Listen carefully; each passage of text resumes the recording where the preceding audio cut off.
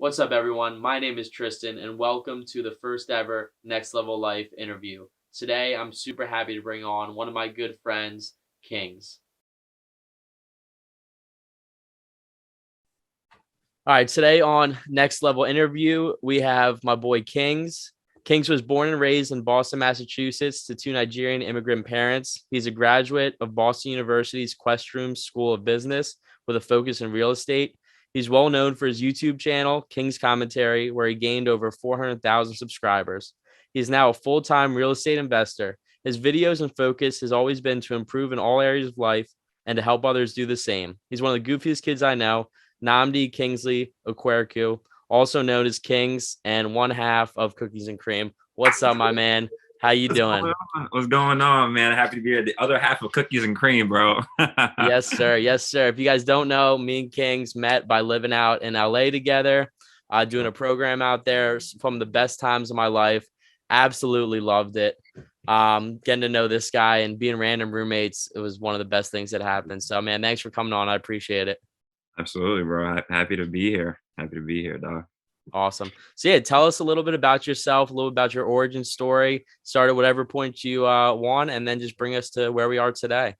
All right, absolutely, for sure. So, like you had, said in that beautiful intro, born and raised in Boston, Massachusetts, two Nigerian parents. So, like my upbringing was very, I guess, American, but like what I would say, but with maybe African values or maybe like an African household, more or less.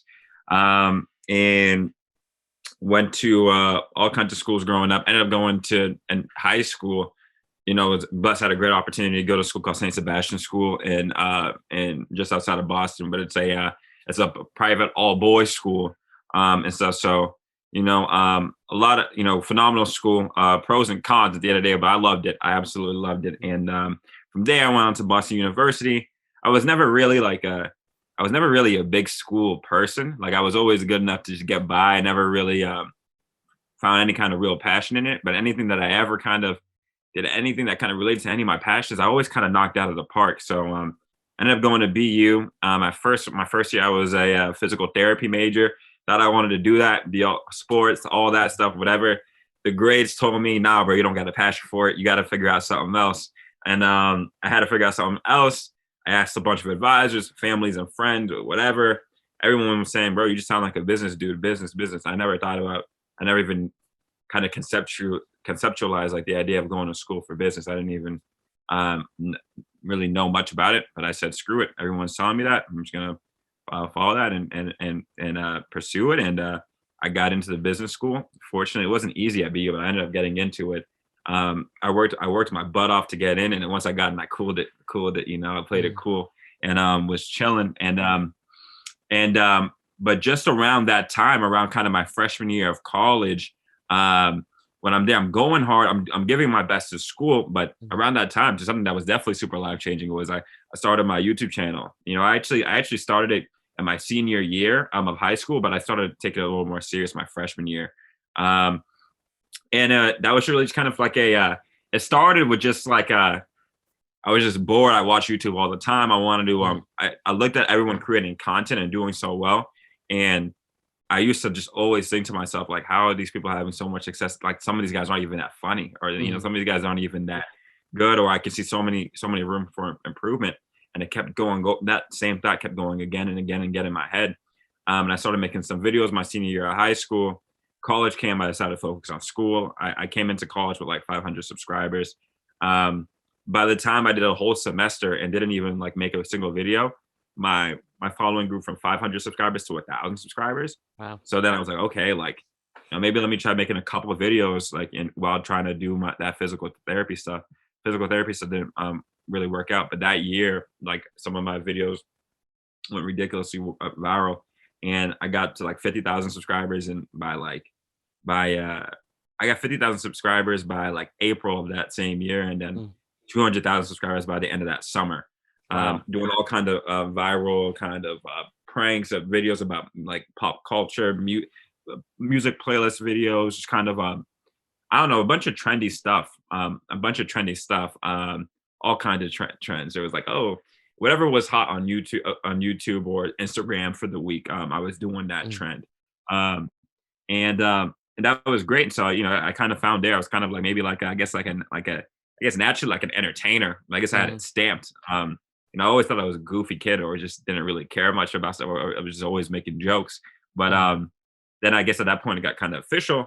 And then I went to business school, trying to learn more about business, maybe entertainment, all that stuff. And then a junior year, ended up going to LA and linking up with you. And Mhm. yeah, man. And then I was graduating, and now I'm doing a bunch of real estate stuff too. And it's all, there's a bunch, and I can go on and on. But then now I'm out here, kind of trying to go full in this real estate game and trying to combine the two and make it happen.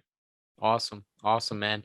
All right, perfect. Yeah, let's start with the YouTube and stuff. I mean, just one taking the step to do that takes a lot of courage. I mean, I definitely think you're an entertainer, your personality, fun, just fun to be around. Obviously works well on camera and everything. But what was the hardest parts with starting, and then what was your favorite parts of doing the YouTube? Yeah, man. Like, it's funny. So right now, pause. I paused. I haven't made a video in like over a year.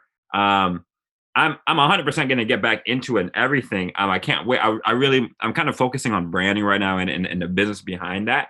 We can go into that later as well. But like, but man, like starting out, man, what was the toughest thing, man, was probably the toughest part for me. I think it's probably different because I think a lot of people struggle when it comes to social media, and a bunch of reasons why people aren't on it. There's a bunch of different reasons. Mine was probably once you press record, like at the camera.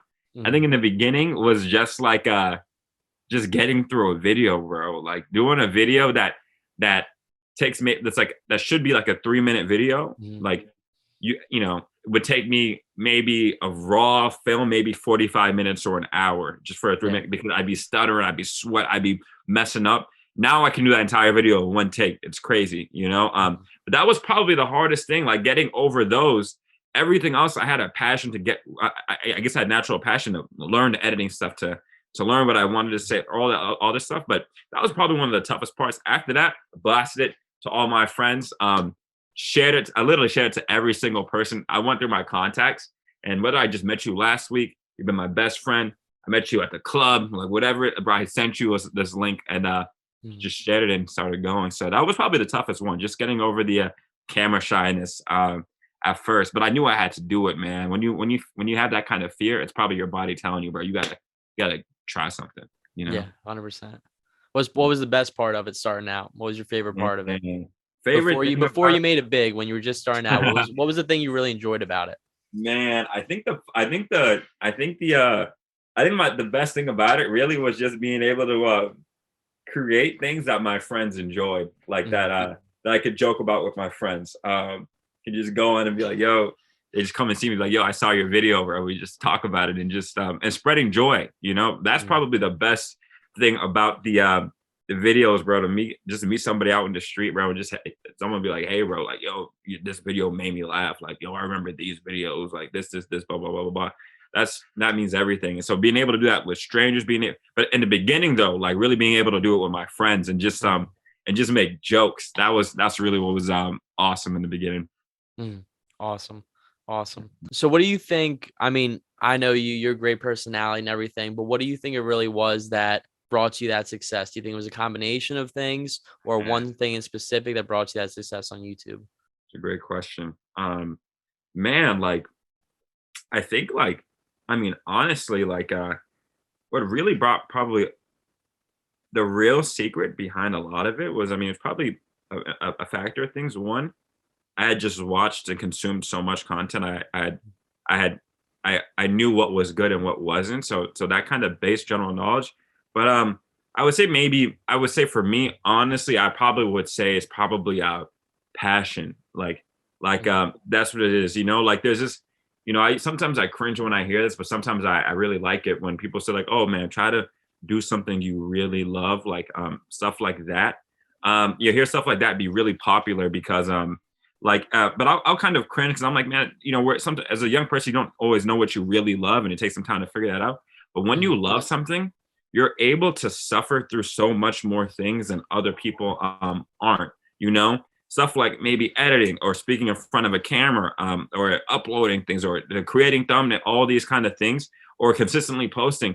Maybe it sound like a lot of work to someone, but to somebody who has a natural passion for it, it's like doing a layup in basketball or something to them. So that was probably the biggest thing for me, probably the natural passion, the natural interest I had on all that allowed me to get by all the suffering process through that, put out videos I didn't hit and whatever to look at videos and look at views and be like, oh, like not enough views, but I had a lot of passion for it. I'd probably say the passion was really the answer for me. Yeah, no, I definitely feel you. I mean, like your grind is almost like a relationship. If like you're not into it, you don't feel it. When there's struggles, like you're just gonna break it off. But like if you love it and you want to make it work, like you're gonna fight through all the That's right. tough stuff and grind it out. So it will be successful. Because like if you love it, that's what's gonna happen. But no, man, I love that. Real quick, I guess a tip for people if they're trying to start their own YouTube channel, what advice you got for someone? Man, I would say figure out something that you think you can really enjoy and do for a while, and then don't think too much and go. Like I would literally say, I would say create videos and create content when you're not prepared, before you Mm, are prepared to do it. You know, just get out there and find something you think, hey, I really like this, I enjoy it. I don't have it all figured out, but I'm gonna just go ahead and do it and go. I mhm. think that's big. Yeah. Yeah. I think there's so much time spent overthinking things and then there's no action put towards it. Sometimes you just gotta get started and then roll with the punches and see how it goes. But 100%, bro. Yeah. So then after college, talk to me. I know you started at a real estate company and now you're Yeah, on your own. Talk a little bit about that experience. absolutely. I remember you being at my place, visiting me down in Florida, and then 3 days later, we talk about everything. You're like, nah, I don't know if this is it. Like, I kind of want to do some stuff by myself. And I'm like, bro, go for it. Like, you're successful. I know you will be. 3 days later, you call me up on the phone and say, yeah, man, I quit and I'm starting my own thing. So, yeah, tell me about that, bro, because that's awesome.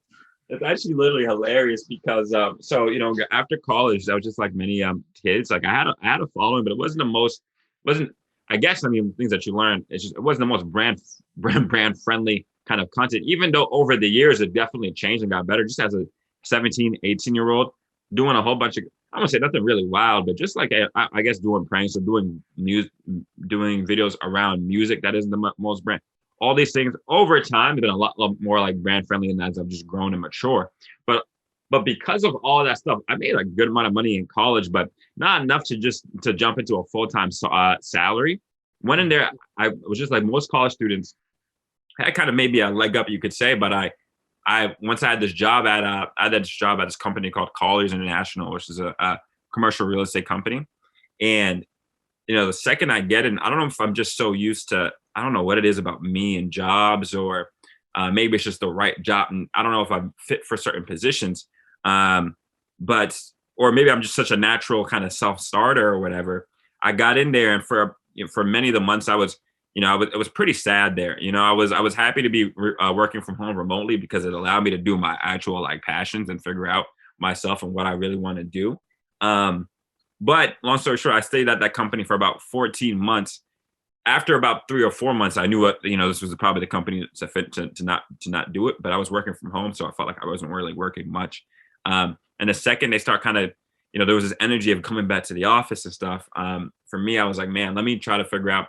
I'm learning so much. I read books about real estate for a while. There's one in the back right there. There's like, Mm, listen to a lot of podcasts. I learned a lot, and I got into to literally buying homes and then flipping them.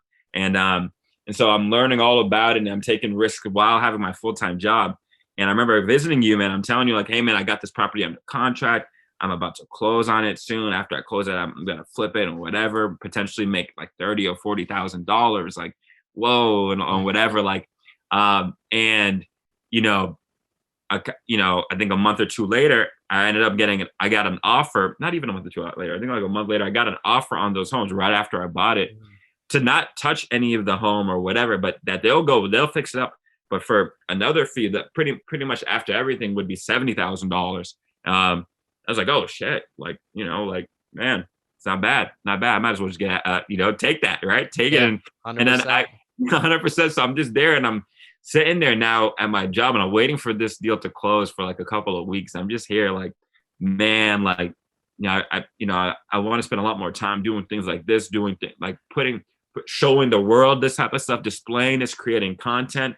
Um, And I don't know if this, this big commercial real estate thing is for me. It's real estate. I could maybe learn some big things, but my intent was to stay at the company for another year. The second I got in, I started working, and my manager, she started talking to me a little crazy. It was the same week after I closed. She said one thing to me I didn't like it, bro. I quit. I literally quit.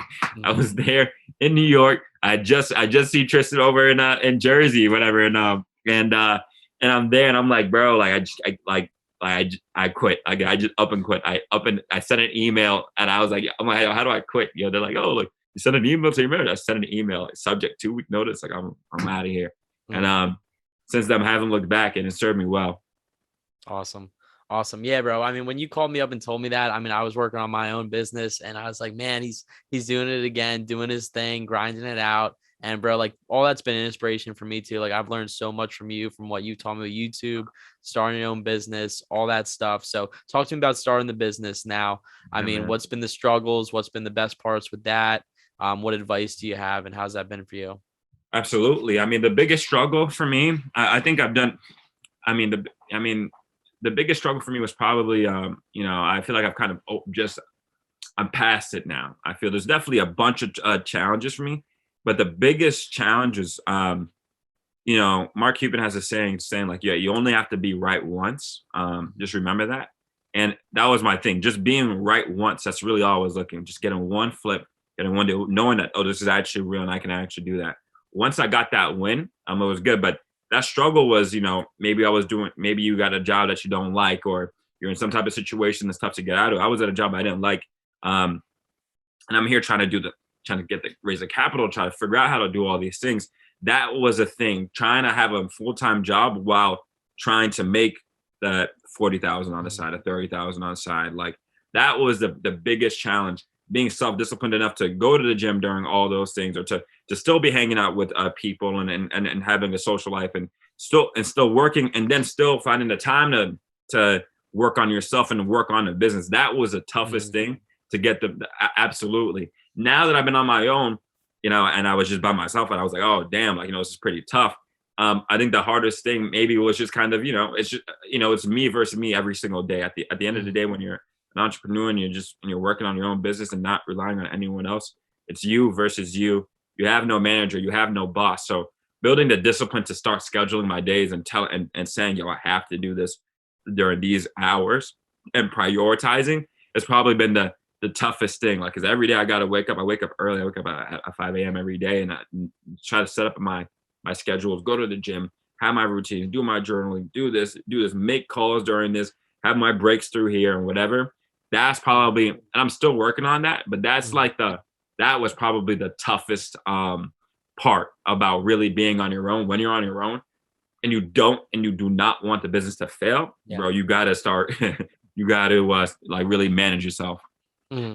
Yeah, for sure. So yeah, here at NexLevel, I mean, a lot of stuff we talk about is fitness, yoga, and mindfulness, and how that can impact your life in a positive way. So really, how has that stuff impacted you and affected your life and your businesses and YouTube? Absolutely, for sure. I've actually incorporated meditating into my daily routine, a meditative kind of prayer. I do a lot of praying now in the mornings too. All with it, it's kind of almost like a combined kind of thing. But it's all this stuff like I never used to take that type of stuff seriously. Mindfulness stuff, like even journaling and creating routines, and having that routine of every single morning going to the gym.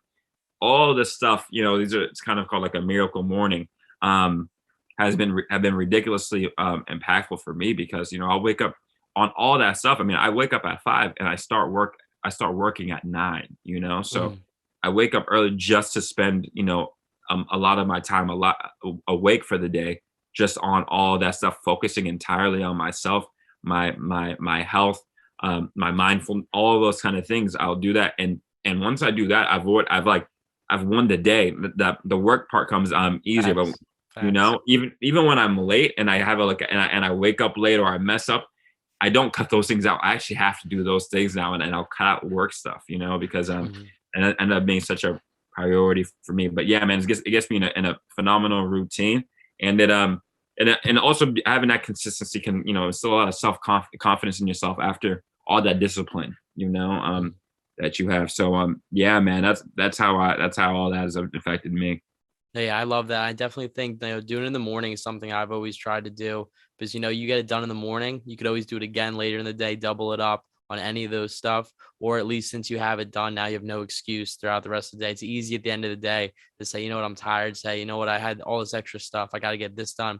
It's easy to miss it at the end of the day, but you put that first, start your day off positively. And it's a great thing. Definitely believe 100%. So, man, so what's next, man? What's next for Kings? What can we expect? Man, there's a lot. I mean, it was crazy. Right when I had I quit that job in like September randomly. And I think like just like a month later, I found out, I'd come across another deal, and like, but by the grace of like good to God, I already have another deal closing. And on the 12th of this month, fingers crossed, should go really well. But that's going to be for a $90,000 profit on this home. And I'm like, oh Nice. man, like that's nuts. Like, now let's just do it again,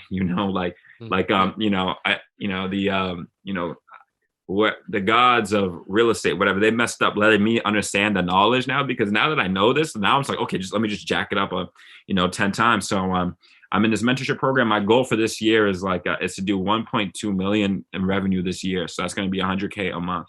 That's the Nice. goal. But then at that point, to go ahead and display all this stuff on YouTube, and on social media and all these things. I've already displayed a good amount of like some of these things on Instagram, and people are love it and are really engaging with it. But I want to make sure that when I come back on YouTube, that I'm like super consistent, and I give it my all. Like I want to give it my all, but I really want to put a business behind it that's able to actually add a lot of value to people, rather than just, I can do that. I can, I'm just naturally just a goofy dude. I love to entertain. But at the end of the day, that's all it would be. And I would love to be that person to come and entertain you while you're trying to learn more about self-help development and real estate and business. I would love to be that person that can go and then add value with the personality that you actually like. So that's the goal, man. And to put together a team around that as well too. So I've already practiced. I already have two assistants in the Philippines working for me for my real estate business. But now I wanted to go ahead and build that real estate team too, and kind of just take over. So it's coming. Once I have the business set and I put the social media behind it, it kind of just goes off. It grows exponentially for so many reasons. But that's my goal, man. That's what's next for me, man. Awesome, bro. Can't wait to see that. Cannot wait to see that. But Yeah. last question I'll leave you with, man. One more piece of advice for our viewers trying to either find their purpose, better themselves, just one thing overall that they can be doing every day or just in their life to, bring their lives to the next level.